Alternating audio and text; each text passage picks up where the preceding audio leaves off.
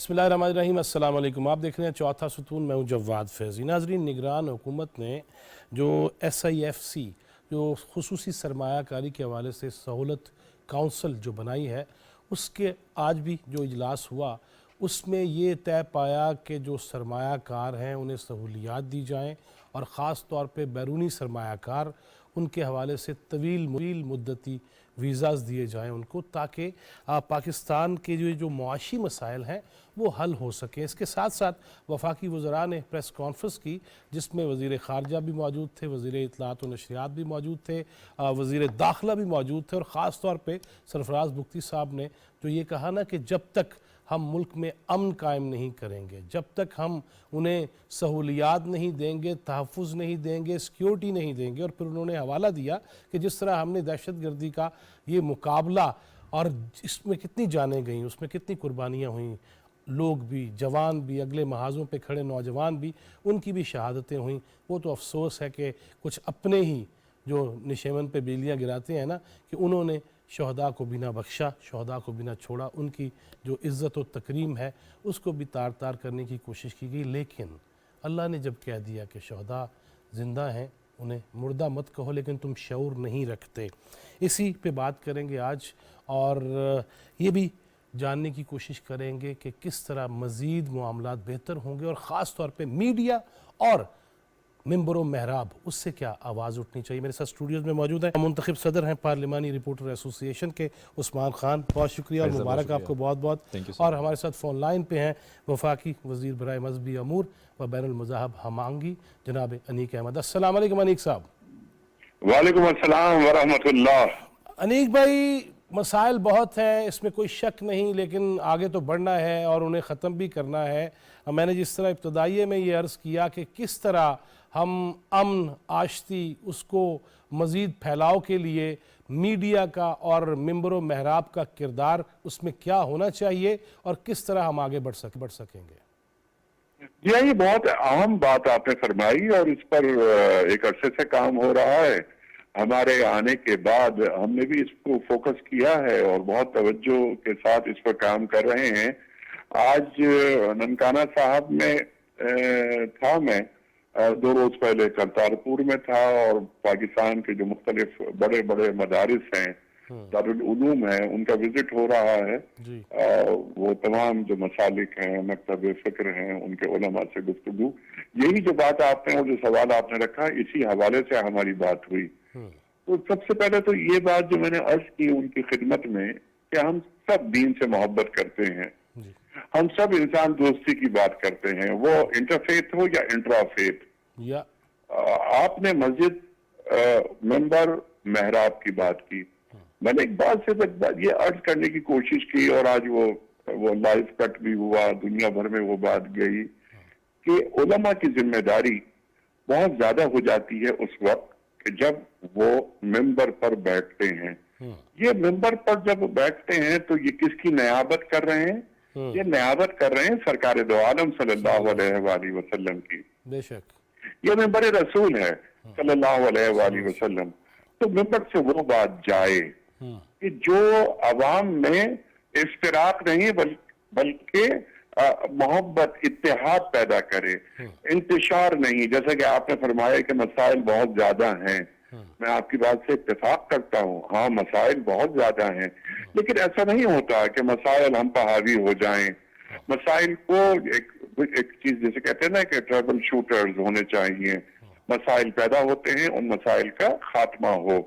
پہلا کام جو میں آج دن بھر کہتا رہا، وہ یہی بات کہتا رہا کہ علماء کی ذمہ داری یہ ہے کہ وہ عوام کی سطح پر وہ بات پہنچائیں، وہ جو اختلافی معاملات ہیں، جو علمی اختلافات ہیں، وہ الگ ہوتے ہیں۔ عوام علماء کی بات کو سنتے ہیں، مانتے ہیں، اور ان کی تقلید کرتے ہیں، ان پر عمل کرتے ہیں، تعمیل کرتے ہیں۔ علماء اس بات کو اب پیش نظر اگر رکھیں، اور رکھتے ہیں، ایسا نہیں کہ وہ نہیں رکھتے، کہ وہ پیش نظر رکھیں کہ پبلک کے لیول پر آ کر بات کی جائے کہ یہ وہ معاملات जिसे हम कहते हैं ना पब्लिक कंजम्पशन के लिए एक बात कह देनी ताकि पॉपुलैरिटी आ जाए और वो सोशल मीडिया पे बात चली जाए जिसमें इख्तिलाफ का हवा दी जा रही हो, इन बातों से दूर रखें। सही, किस तरह उम्मत यकजा हो सकती है, ये फोकस होना चाहिए। हम अल्लामा रजी जाफर साहब क़िबला ने बड़ी अच्छी बात फरमाई और मैंने बहुत दाद दी कि आपने कि मैंने उनके यहाँ हाजिरी दी। जिस तरह जो तमाम मकादब फिक्र हैं हमारे, आज मैं नईमिया गया, अल्लामा रागिब नईमी साहब से मुलाकात हुई। कल मैं यहाँ रावी रोड पर जो जमीयत अहले हदीस हैं उनके पास गया और वो देवबंद के जितने मदारिस हैं, बड़े बड़े मदारिस, वहां मैं जा रहा हूँ। सिराजुल हक साहब से भी मुलाकात हुई आपकी? सिराजुल हक साहब से भी, जामिया बिदनौर गया, उलमा से, वहां भी हमने यही बात कही कि इल्म को पहुंचाया जाए और ये बताया जाए कि अखलाकी हवालों से हमारा दीन हमें कैसा देखना चाहता है, अल्लाह और अल्लाह के रसूल सल्लल्लाहु अलैहि वसल्लम हमें कैसा देखना चाहते हैं। हम एक खुदाई कुंबे के फर्द हैं। मैं उनकी बात कह रहा था, अल्लामा रजी जाफर साहब की। अल्लामा साहब ने फरमाया कि मैं अपने घर पर हूँ तो मैं शिया हूँ या मैं देवबंदी हूँ या मैं बरेलवी हूँ या मैं अहले हदीस हूँ, मेरा मसलक मेरे साथ है जो मेरे घर तक है। जब मैं बाहर निकलूं तो अल्लामा साहब फरमाते हैं कि जब मैं बाहर निकलूं तो मैं सिर्फ मुसलमान हूँ। बिल्कुल ठीक, मैं सिर्फ मुसलमान हूँ। तो मुझे ये अल्लामा रजी जाफर साहब क़िबला की बात बहुत अच्छी लगी। मैंने कहा इस बात को आगे जाना चाहिए। मैं आज ये कहता रहा वो इत्तेहाद के हवाले से, इत्तेहाद बैनुल मुस्लिमीन के हवाले से, कि जिस तरह हुरूफ तहज्जी में सीन और शीन साथ साथ हैं, इसी तरह सुन्नी और शिया साथ साथ हैं। अच्छा अनीक भाई, होता है इख्तिलाफ को मुखालफत ना बनाएं, एग्जैक्टली को पारा पारा ना करें। अच्छा मुझे अनीक भाई ये फरमाइएगा कि बिजली चोरी इस वक्त बहुत बड़ा मसला है, ज़ख़ीरा अंदोज़ी बहुत बड़ा मसला है और उसके बाद स्मगलिंग बहुत बड़ा मसला है। हुकूमत वक्त की उस पर जो ज़िम्मेदारियाँ हैं वो तो निभाना ही चाहिए, लेकिन इसमें भी तो उलमा ख़ास तौर पे अगर ये प्लानिंग कर ली जाए कि खुतबात जुमा इस पे दिए जाए, अपने दुरूस जो है वो उस पे बात की जाए और कम से कम इन चीज़ों को भी तो लोगों को बताया जाए कि सख्ती है, मसाइब हैं, लेकिन चोरी का रास्ता तो इख्तियार नहीं हो सकता ना। जी, मैं आपकी खिदमत में अर्ज करूं, इस पर उलमा काम कर रहे हैं, एक अरसे से कर रहे हैं और हम और उलमा साथ काम कर रहे हैं तकरीबन 25 बरस से। जो कंक्लूजन है, जो बॉटम लाइन है, बॉटम लाइन ये है कि जो बात निकल कर सामने आई है, फैलाई गई है, इसको प्रोमोट किया जा रहा है, वो ये कि जिस तरह शरई कवानीन पर अमल करना जरूरी होता है, इसी तरह जो स्टेट के कवानीन होते हैं उन पर अमल करना भी जरूरी होता है। बिल्कुल ठीक, पहली बात। दूसरी बात है कि जो आपने बातें अभी ये गिनवाई हैं कि चोर बाजारी है, जो स्मगलिंग है या बिजली की चोरी है, कुंडा लगाना है, ये इनकी क्या इजाजत दीन दे सकता है? नहीं।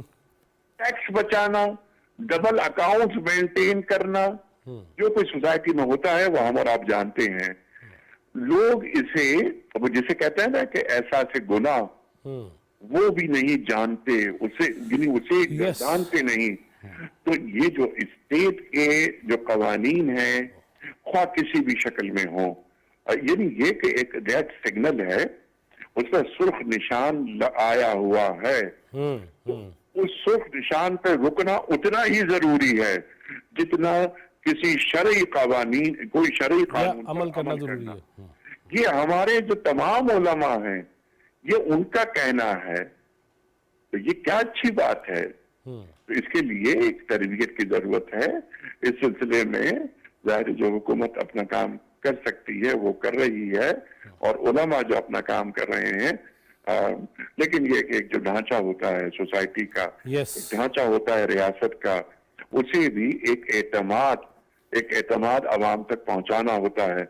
आज दुनिया भर में, यानी हम वेस्ट की तरफ देखें दुनिया भर में टैक्स दिया जाता है, क्योंकि उन्हें मालूम होता है कि ये टैक्स जो हमसे लिया गया है ये हम ही पर खर्च होगा या और रिटायरमेंट के बाद हमें बेनिफिट्स मिलेंगे। तो क्या हम ये एतमाद, ये बाहमी एतमाद पैदा करने में कामयाब हुए? पिछले 70-72 साल में हुक्मरान और आवाम के दरमियान खलीज नहीं होनी चाहिए।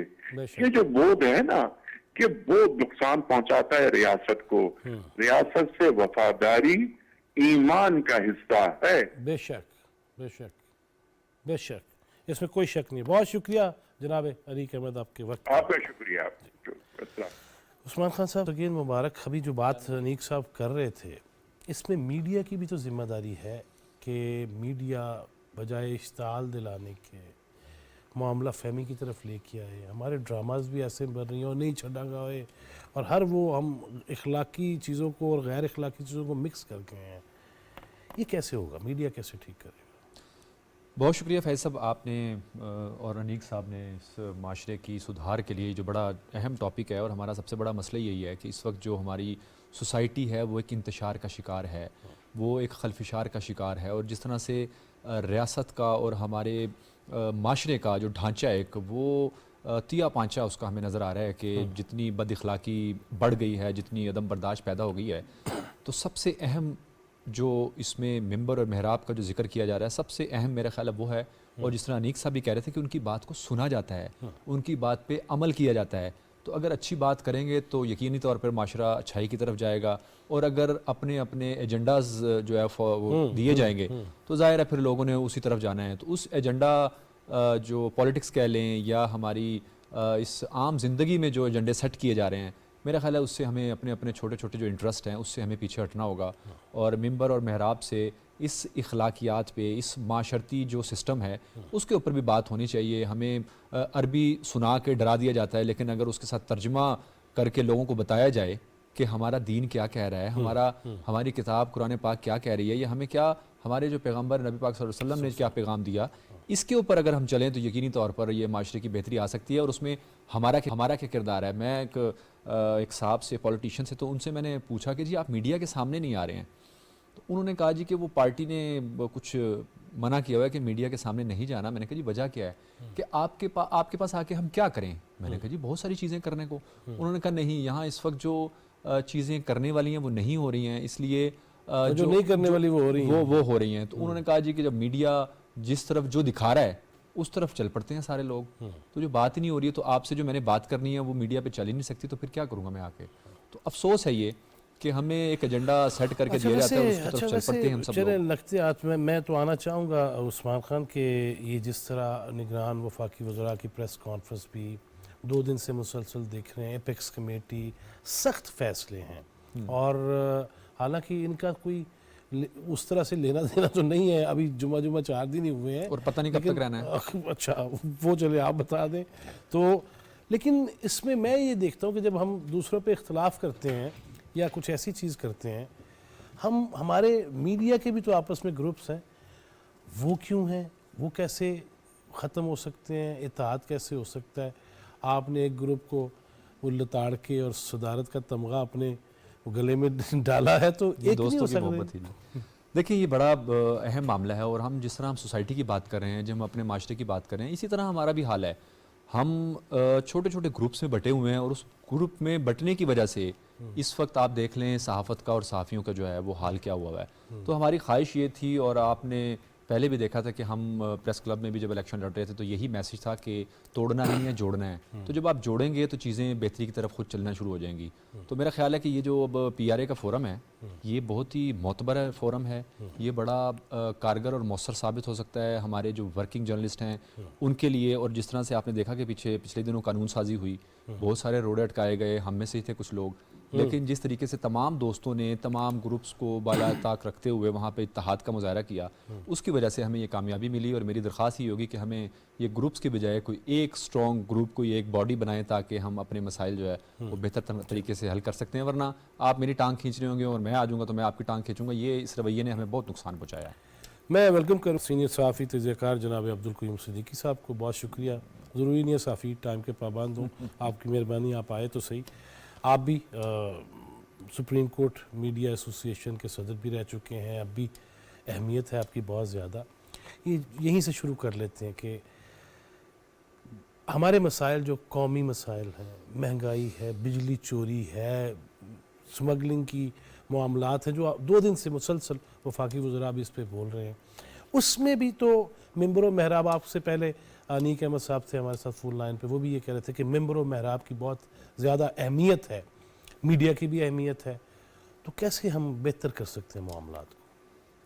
नहीं, ज़ाहिर है मामलात मैंने और आपने बेहतर तो नहीं करने। बीइंग ए जर्नलिस्ट हमारा काम तो ये है कि जो हो रहा है माशरे के अंदर उसको हम पूरी सच्चाई के साथ जो है वो सामने लेके आएँ।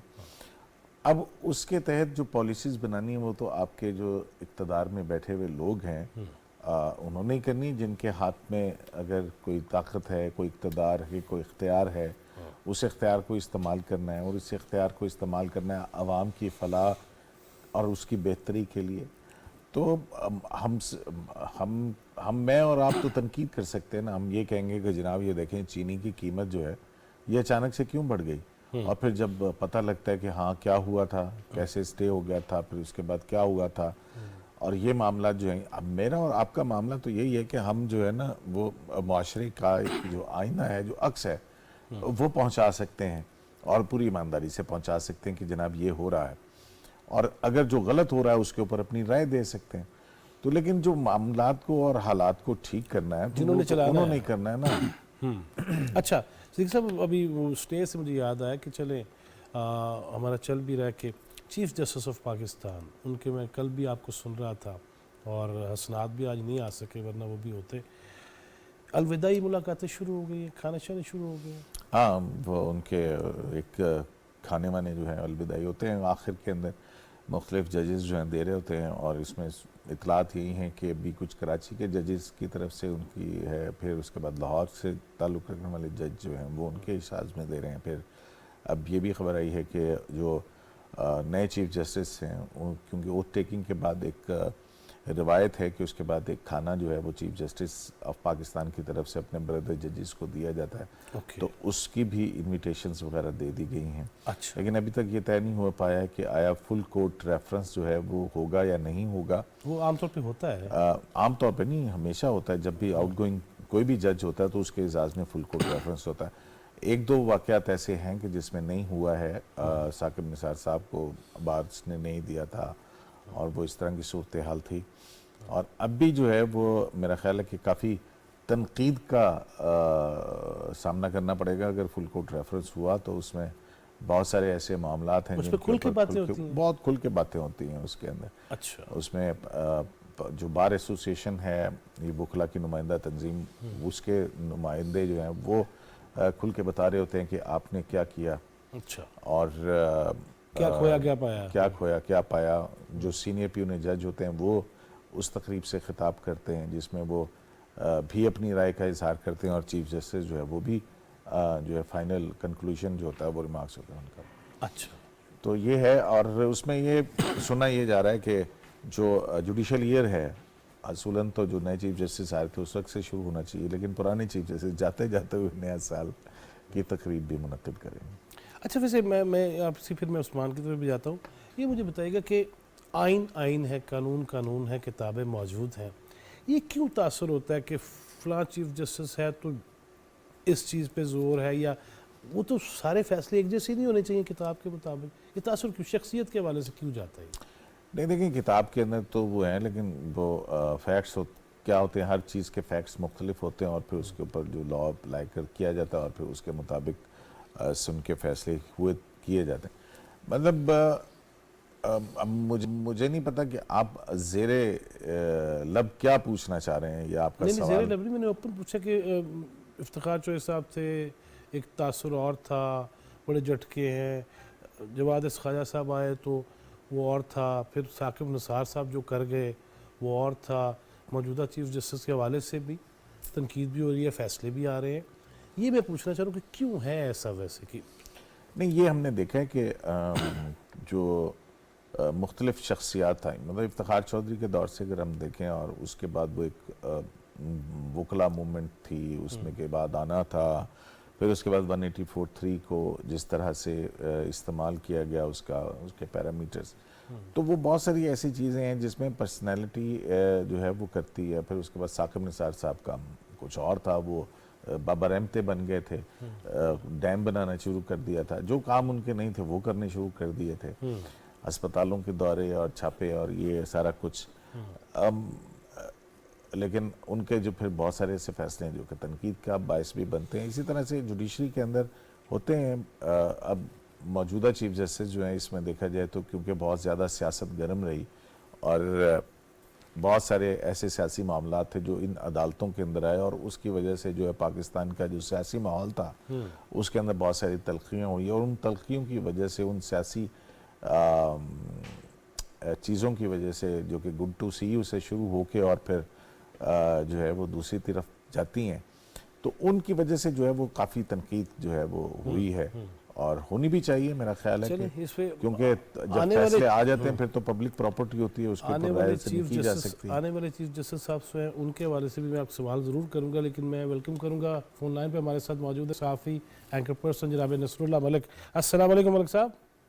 وعلیکم السلام، کیسے ہیں؟ جی اللہ کا شکر. ملک صاحب عبد القیوم صدیقی صاحب اور پارلیمانی رپورٹر ایسوسی ایشن کے نو منتخب صدر عثمان خان میرے ساتھ موجود ہے اسٹوڈیوز میں، اور بات یہ ہو رہی ہے کہ ایپیکس کمیٹی کے اجلاس ہو رہے ہیں، بڑے فیصلے ہو رہے ہیں، اور بیرونی سرمایہ کاروں کو تحفظ دینے کی، سیکیورٹی دینے کی بات ہو رہی ہے، لیکن یہ جو بجلی چوری، سمگلنگ، چینی کی قیمت ایک دم بڑھ جاتی ہے، اگرچہ وہ بتدریج اس میں کمی ہو رہی ہے، تو یہ کیا کرنا چاہیے، کہاں سے سرا پکڑنا چاہیے؟ پہلے تو صدیقی صاحب اور سلمان صاحب تو مبارکباد دی.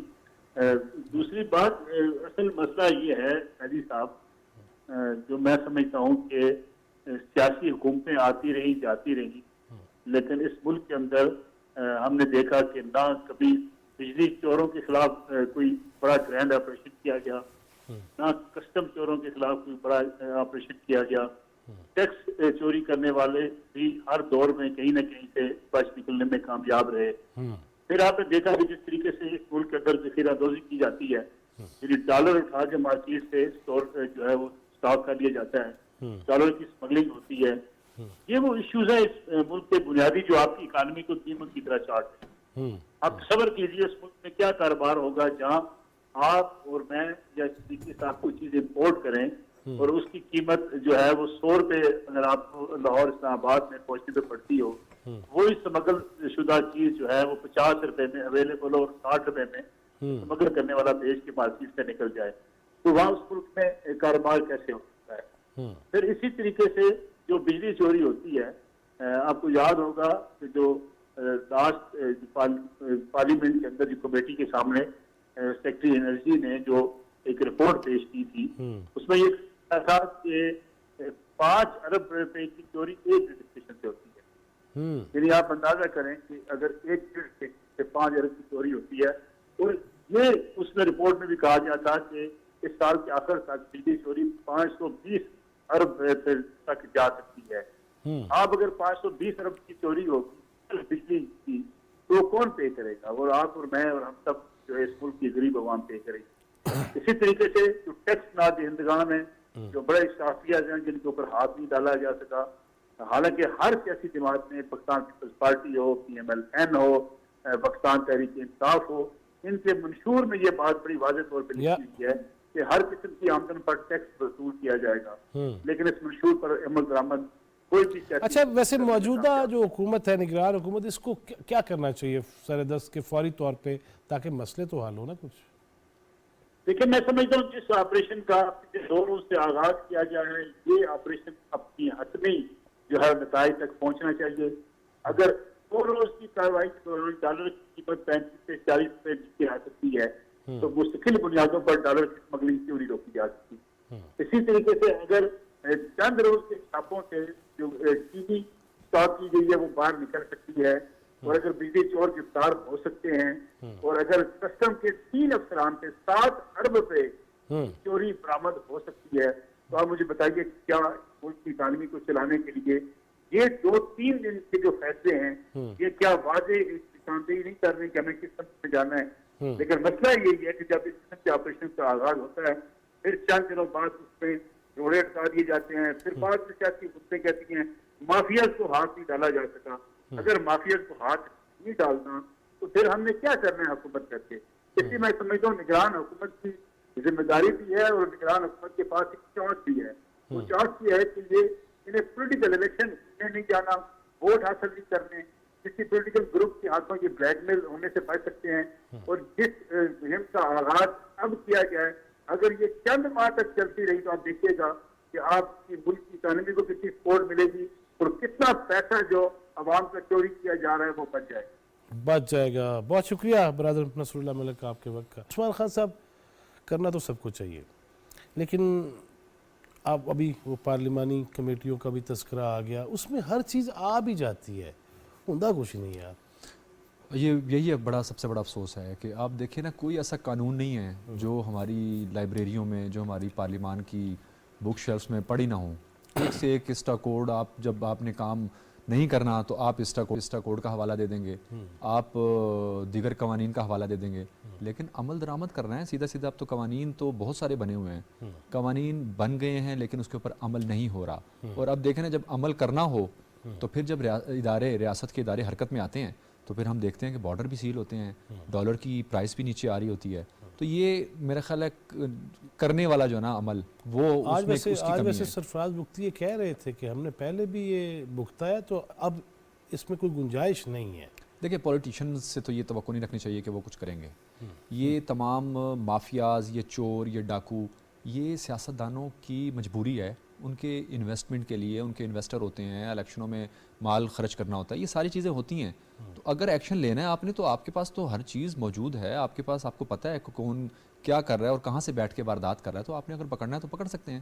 لیکن اگین پھر اب یہ بیڑا اٹھایا ہے آرمی چیف صاحب نے، SIFC بنائی، اور اس کے بعد اب یہ جس طریقے سے سرمایہ کاری بیرون ممالک میں جا کے ان لوگوں سے رابطے کرنے اور ان کو اس بات پہ لے کے آنا، کنونس کرنا کہ جی آپ پاکستان میں آئیں اور آپ کو سازگار ماحول ملے گا. تو میرا خیال ہے اب اس جانب چیزیں جاری ہیں، سازگار ماحول بنا رہے ہیں ان کے لیے. اور یہ اگر نہیں ہوگا تو پھر آپ کے سامنے حالت ہے اس وقت پاکستان کی، اور مزید آنے والے مہینوں میں ہمارے لیے مشکلات بڑھ سکتی ہیں اگر ہم چیزیں کنٹرول نہیں کریں گے. تو یہ آج بھی، جیسے کل بھی اجلاس ہوا تھا اور آج بھی اجلاس ہوا ہے، بہت اہم فیصلے اس میں لیے گئے ہیں. تو میرا خیال ہے اگر نیت ٹھیک ہو تو پھر منزل آپ کو مل جاتی ہے. تو نیتوں کا سارا معاملہ ہے، اور اب لگ رہا ہے کہ کچھ چیزیں بہتر ہو جائیں گی اور اس کے بعد ہی کوئی الیکشن کا بھی ماحول بن سکتا ہے. فی الحال تو جو ہے نا یہ چیزیں ٹھیک کرنے والی طرف جا رہی ہیں. عبدالکریم صدیقی صاحب، 55,000 کے قریب کیسز زیر التوا ہے شاید سپریم کورٹ میں، جہاں تک میری آپ 56,400 ہو گئے جی. اب تو پچھلے ایک مہینے کے اندر جو ہے وہ پینڈنسی بڑھ کے 56,400 کے قریب پہنچ 56,400 کیسز صرف سپریم کورٹ میں. صرف سپریم کورٹ. ہاں، اوورال ابھی پٹیشن نہیں ہیں، یہ مقدمات ہیں جو زیر التوا ہیں. یہی ہے نا. ہم نے دیکھا کہ کچھ کیسز آئے اور فٹافٹ ہی پیشی تے پیشی ٹھا پیشی. لیکن آپ آنے والے جو چیف جسٹس صاحب ہیں ان کے آنے کے بعد اس میں بھی دیکھ رہے ہیں کوئی کہ ان کو نمٹایا جائے گا، فیصلے ہو جائیں گے اور آگے بڑھا جائے گا؟ دیکھیں، جو بنیادی چیز ہے وہ یہی ہے، جو وکلا کو بھی شکوہ ہوتا ہے اور لیٹیگنٹس کو بھی بہت زیادہ، وہ مقدمات کی جو جس کو کہتے ہیں نا کیس مینجمنٹ سسٹم کیا ہے ہمارے ہاں. تو وہ ایک بہت امپورٹنٹ چیز ہے کہ کون سا مقدمہ کب لگا اور اس کب فیصلہ ہوگا اس کا، وہ کب لگے گا. تو اس حوالے سے کوئی پالیسی جو لاسٹ اس میں تھی، جب ایک ہیئرنگ کے دوران قاضی فائز صاحب نے رجسٹرار کو بلا کے پوچھا تھا کہ جی وہ ایک کس طرح سے مقدمہ لگتا ہے اور کیسے لگتا ہے، کس کے کہنے پر لگتا ہے. تو اور پھر اس میں یہ تھا کہ ایک ججز کی کمیٹی نے ایک رپورٹ بھی کیس مینجمنٹ کے حوالے سے دی تھی، جو کہ چیف جسٹس کو مشاورت کے لیے پیش کی گئی، فائنل اس کے لیے پیش کی گئی تھی. تو پتہ لگا کہ جی 1.5 سال سے وہ فائل جو ہے وہ چیف جسٹس پاکستان کے پاس پڑی ہے اور وہ فائل واپس نہیں آئی. تو لہٰذا کوئی وہ نہیں ہے اب کیسے لگے گا مقدمہ، کیسے نہیں لگے گا. ابھی ہم نے دیکھا کہ ابھی جب ریٹائرمنٹ کے قریب جو ہے پچھلے 1.5 مہینے سے وہ مقدمات لگنے شروع ہوئے جو انفیکچوس ہو چکے ہوتے ہیں. بڑی تعداد میں مقدمات ہیں جو بڑے بڑے انفیکچوس ہو گئے. کچھ چیزوں کے اندر فوری ریلیف چاہیے ہوتا ہے، وہ مقدمہ اس وقت نہیں لگتا ہے اور اتنے میں وقت گزر جاتا ہے. ریلیف والے کچھ تو ہوئے ہیں نا، بہت سارے ہیں، کچھ تو ہوئے. یہ بھی ہم نے دیکھا کہ کچھ درخواست گزار جو تھے وہ شاید بہت زیادہ لاڈلے تھے، ان کے مقدمات جیسے ہی لگتے تھے جیسے داخل ہوتی تھی اور اس کے اوپر بینچ بنتا تھا اور فیصلے بھی ہو جایا کرتے تھے. تو یہ جو وہ ٹرانسپیرنسی میرا خیال ہے کہ سپریم کورٹ کے اندر مقدمات کی فکسیشن کے حوالے سے ایک ریکوائرمنٹ ہے. اب دیکھتے ہیں کہ اس کو آنے والے چیف جسٹس بہت ساری چیزوں سے ان کو علم ہے کہ وہ کیسے اس کو کرتے ہیں. تو توقع تو اچھے کی رکھنی چاہیے کہ اس کے بعد جو تبدیلی آئے گی اس میں آپ کو واضح طور پر سپریم کورٹ کے جو معاملات ہیں اس کے اندر ایک شفافیت اور بہتری کی طرف آپ کو چیزیں نظر آئیں گی، جو کہ ہر دور میں ہونا چاہیے. بالکل. یہ تو بات یہ ہے کہ کورٹ آف لا ہے، اس نے تو قانون آئین کے مطابق چلنا ہے، جس نے لوگوں کو کے ساتھ انصاف کرنا ہے، تو وہ اپنے ادارے میں وہ اس کے معاملات کیسے چل رہے ہیں وہ بہت امپورٹنٹ چیز ہے. شفافیت زیادہ ہے، بہت زیادہ شفافیت کی ضرورت ہے. اچھا، ویسے عثمان خان صاحب یہی سوال کہ ہم نے دیکھا ہے، چونکہ پہلے بات ہوئی انیق صاحب سے بھی تو شرعی امور کی، قوانین کی، ہم نے یہ بھی دیکھا ہے کہ جو بھی قاضی القضات ہوتا ہے مسند منصفی پہ ہوتا ہے، ماضی میں ہم نے دیکھا تاریخ یہ کہتی ہے کہ اگر کسی کو کسی پہ اعتراض ہے یا خدا نخواستہ کسی پہ الزام ہے تو وہ اپنے آپ کو سائڈ پہ کرتے ہیں، جی پہلے کلیئر کر لیں اس کے بعد میں اس منصب پہ آ جاؤں گا. لیکن ہم نے یہ دیکھا ہے کہ الزام پہ ٹرینڈ چلے، معاملات بنے، وکلاء گئے، جوڈیشل کونسل کہتے ہیں اس میں گئے، لیکن اس پہ یہ نہیں ہوا کہ کلیئرٹی دکھائی جائے. تو یہ اثرات نیچے تک بھی تو جاتے ہوں گے نا؟ جی یقیناً، جس طرح بتا رہے ہیں کہ ابھی یہ 56,400 پہ پہنچ گئی یہ تعداد، نیچے لوور جوڈیشری میں اس سے بھی برا حال ہوگا یقیناً. وہاں تو مزید اوورال جو پاکستان کے اندر پینڈنگ کیسز ہیں وہ اراؤنڈ 2.2 ملین کے قریب ہیں. اب عام آدمی کو 22 لاکھ کے قریب آپ انصاف نہیں دیں گے تو پھر اسی قسم کا حشر ہوگا. اور جب آپ اپنے مقصد کے لیے آپ اہل لوگوں کو چھوڑ کے نااہل لوگوں کو بٹھائیں گے اس مسند پہ تو پھر اس کا حشر یہی ہونا ہے. اس کے اوپر اعظم نذیر تاڑا جب وزیر قانون تھے تو ان سے بھی ان کے لوگوں نے کہا کہ جی آپ نے یہ کمیٹی میں کیا تھا؟ انہوں نے کہا جی کہ ہماری مجبوری تھی اور ہم سے غلطی ہو گئی ہے کہ ہم نے ججز جو ہے وہ اپنی مرضی یا منشا کے، مطلب اگر سیاسی جماعتیں یا سیاستدان یا کوئی بھی اگر کسی مقصد کے تحت لوگ لگوائیں گے تو پھر انہوں نے آپ کو اور مجھے تو انصاف نہیں دینا، پھر تو انہوں نے انہیں کو انصاف دینا ہے جن کے ذریعے وہ آئے ہیں اور جن کا انہوں نے پرپس سرو کرنا ہے. تو میرا خیال ہے کہ یہ ٹرانسپیرنسی ہمیں لانی پڑے گی. اور اگر انصاف نہیں ہوگا کسی معاشرے میں تو پھر آپ وہ معاشرہ نہ پھلتا پھولتا ہے بلکہ وہ اس طرح ہماری جیسا بیمار سوسائٹی جس قسم کی ہے آج کل، مطلب عدم برداشت بھی ہوگا، اس میں خلفشار بھی ہوگا، اس میں بد تہذیبی بھی ہوگی، بد اخلاقی بھی ہوگی، اور اس پہ کوئی نوٹس نہیں لے رہا. مطلب جہاں ان کا دل کرتا ہے نوٹس لے لیا جاتا ہے، مطلب جہاں بد نیتی ہوگی وہاں بد والی باقی ساری چیزیں ہوں گی، یقیناً بد اخلاقی بھی، بد تہذیبی بھی. بالکل ایسے ہی ہے. عبدالقیوم صدیقی صاحب، یہ مجھے فرمائیے گا کہ یہ جو سوال میں نے عثمان خان صاحب سے بھی کیا ہے کہ میں بیرون ملک دیکھتا ہوں اور میں آیا ہوں اسلامی تاریخ سے، اور میں ویسٹ کے حوالے سے بھی جس کے بڑے حوالے یہاں دیے جاتے ہیں کہ وہاں پہ اگر کوئی ایسی چیز ہو جائے کہ جی مجھے اعتماد نہیں ہے یا بائسڈ ہے تو یہ نہ بیٹھیں یا یہ نہ سنیں. اور وہی بات ہے کہ وہ اپنے آپ کو جب تک کلیئر نہیں کر لیتے، اور اگر ان پہ یہ الزام ہے تو ان کے پاس بھی پورا حق ہے قانونی چارہ جوئی کرنے کا کہ یہ میرے اوپر الزام کیوں لگا. ہمارے یہاں ایسی کوئی نظیر ہے؟ کس حوالے سے کہ اگر کسی کے اوپر کچھ کہا گیا تو اٹھ کے کہا گیا کہ آپ یہ مقدمہ نہ سنیں تو وہ نہ سنیں؟ ارے ابھی ریسنٹلی بات ہے کہ جو سیویلین کے فوجی ٹرائل کا کیس ہے جو اس میں ایک پیٹیشنر جو عادث خواجہ بھی ہیں جو کہ سابق چیف جسٹس ہیں، ان کا تعلق عزیز داری جو ہے وہ بینچ میں بیٹھے ہوئے ایک جج جسٹس منصور علی شاہ سے بھی تھی. تو انہوں نے جو ہے وہ پہلے کہا، انہوں نے کہا کہ دیکھیں اگر کسی کو اعتراض ہے، میری تعلق داری ہے، لیکن اس سے ان کی ذات کو تو کوئی فائدہ نہیں پہنچے گا. ایک کانسٹیٹیوشنل پوائنٹ ہے جس کے اوپر پبلک انٹرسٹ کے اندر ہم نے ڈیبیٹ کرنی ہے.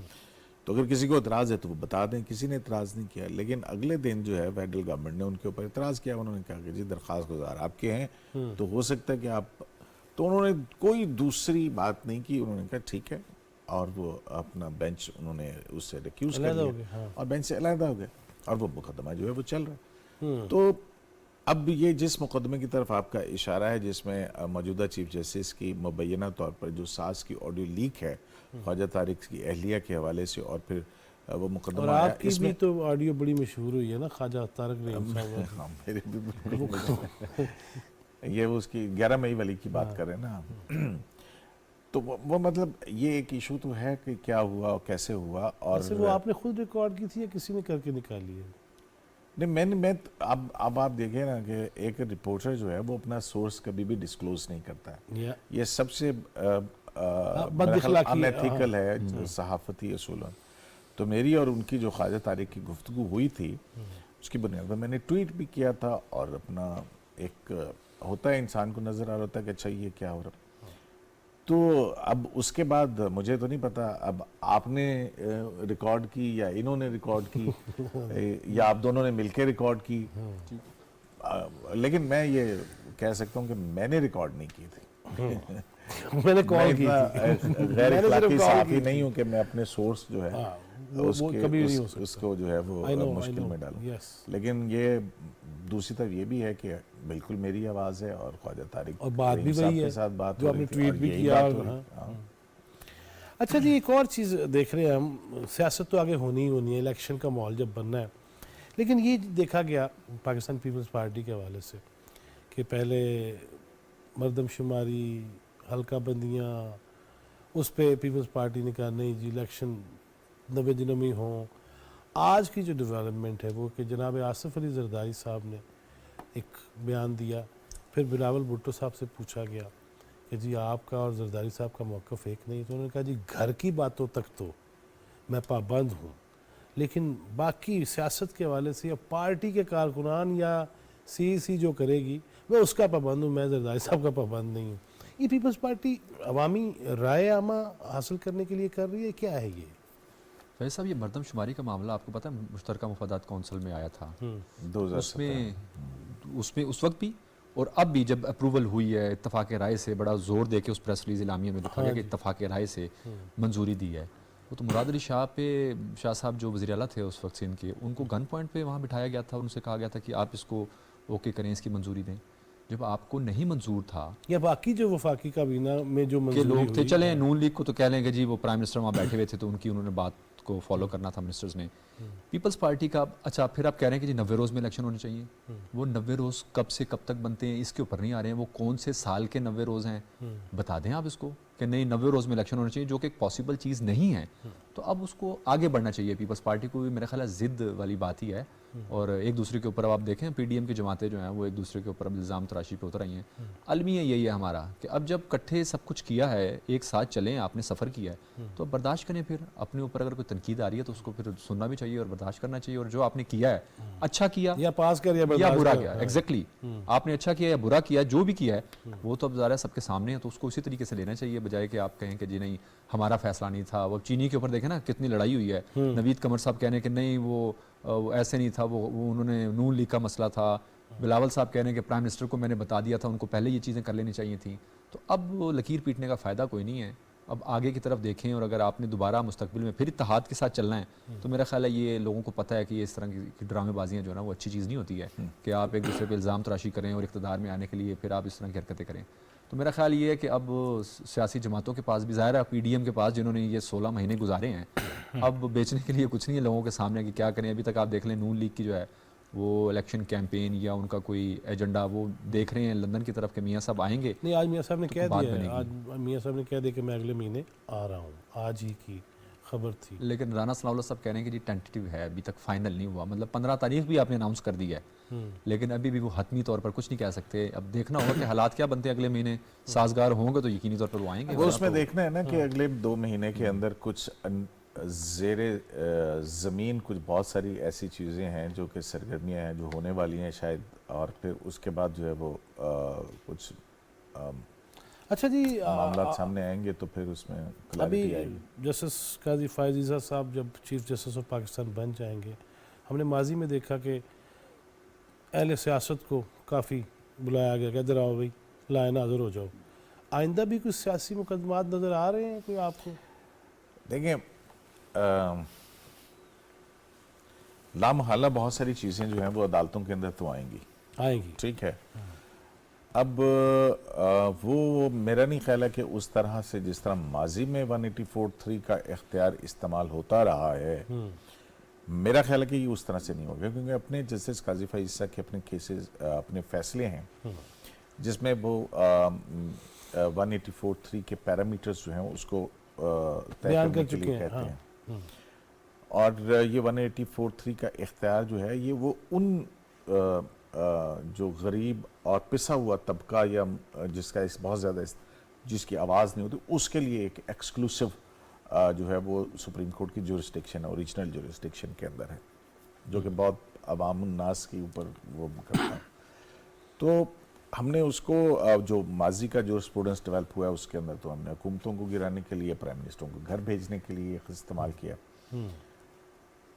جو آئین کی انٹرپریٹیشن کے لیے اور دوسرے طریقے ہیں وہ اس کے اندر تو ہوگا، لیکن وہ جو کہ بلایا جانا یا ایگزیکٹو کے معاملات کے اندر مداخلت، میرا نہیں خیال ہے کہ اس طرح کی صورتحال مجھے ڈیم آگے نظر آتی ہے۔ ڈیم فنڈ کے حوالے سے بھی کچھ چیز سامنے آئے گی؟ دیکھیں اب تو بہت ساری فائلیں ہیں، جب وہ سامنے آئیں گی بہت ساری فائلیں خود بخود بولیں گی کہ کیا کچھ ہو رہا تھا اور کیا کچھ نہیں ہو رہا تھا۔